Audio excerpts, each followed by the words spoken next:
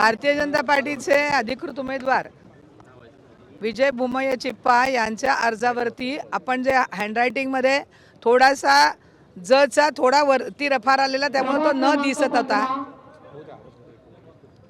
दिसत होता म्हणून निवडणूक निर्णय अधिकाऱ्यांनी मला इथे बोलवलेलं होतं।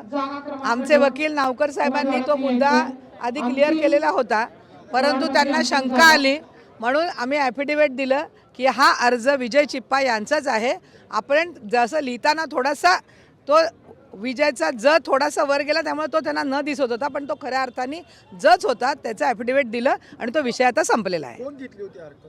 विरोधक असतात, शिवसेना आहे यांनी हरकत घेतलेली होती, त्यांचं ते काम आहे ते घेतात, परंतु आमचा भारतीय जनता पार्टीचा अधिकृत उमेदवार विजय चिप्पा हाच आहे। तुम्हाला रोखण्याचा प्रयत्न केला दुसऱ्या कार्यकर्ते, कोणते कार्यकर्ते? आता ते कार्यकर्ते अर्थात ते विरोधकच असणार ना। मला ओलंड मी खरं म्हणजे वेळेत इथे पोहोचलेली होती, परंतु त्या दारातच मला अडवण्यात आलं आणि त्यामुळे अडवण्यात आल्यामुळं मला इथे यायला थोडासा उशीर झाला, परंतु तो काही मुद्दा नाही आहे। झटापट झाली तुम्हाला, कुठं मार वगैरे काय लागला का? झटापट झाली नाही, मार लागला नाही, परंतु मला अडवण्यामुळे थोडासा यायला त्रास झाला इथे। शहरातल्या कार्यकर्त्यांना काय संदेश द्यायला वेगळ्या पद्धतीचा मेसेज दिलाय? तसं काही झालेलं नाही आहे। शहरातल्या कार्यकर्त्यांनी आपला संयम राखावा।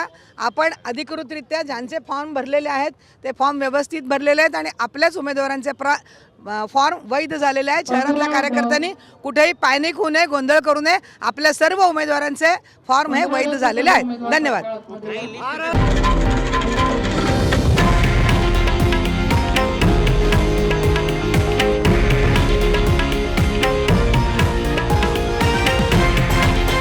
हे आहे देशातील नंबर 1 न्यूज नेटवर्क आणि आपण पाहत आहात TV9 मराठी, एकमेव।